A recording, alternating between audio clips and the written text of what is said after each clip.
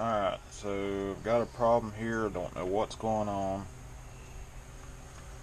It's the Astro Switch X True X build. It's got ZMX FinX 40 2.6 or like 2633 kb, but that is the Spedix at IS30. Yeah.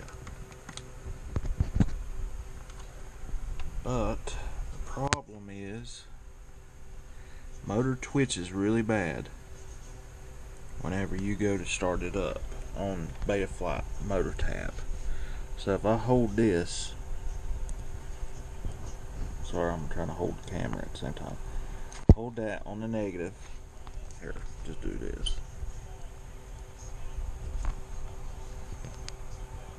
So that is going into the negative pad, going from the lipo into the ESC. So don't have no continuity. You see here, that's set on continuity. Nothing there, nothing there, nothing there, nothing there, but you can hear it. Nothing there, there, there, there.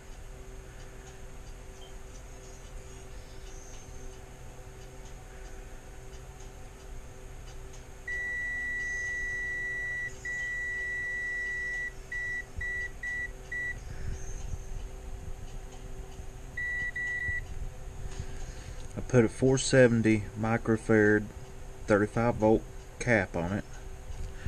Also, off of the flight controller, I've got a 1000 microfarad right here. You can see it.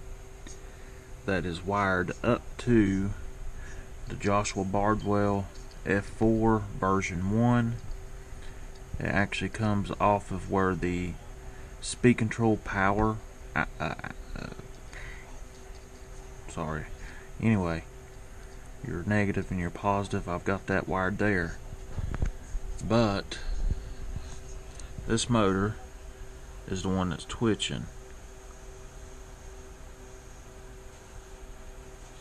Brand new motors, brand new build, and this is my problem. So I'm not quite sure what's going on, but there's something like a gate or something in one of these, I guess MOSFET, that has went bad, possibly.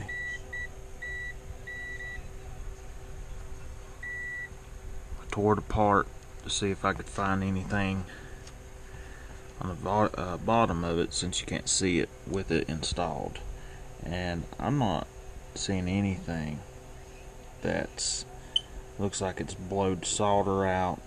Nothing, so I'm not quite sure. But I've never had a problem with the Spedix, especially the little 30 amp separate ESCs. I've got that on the Kraken 5R, and it's been wonderful. I've even got one of these exact same speed control in my son's Tokyo after the Hobby Wing X rotor exploded the first time I ever took it out.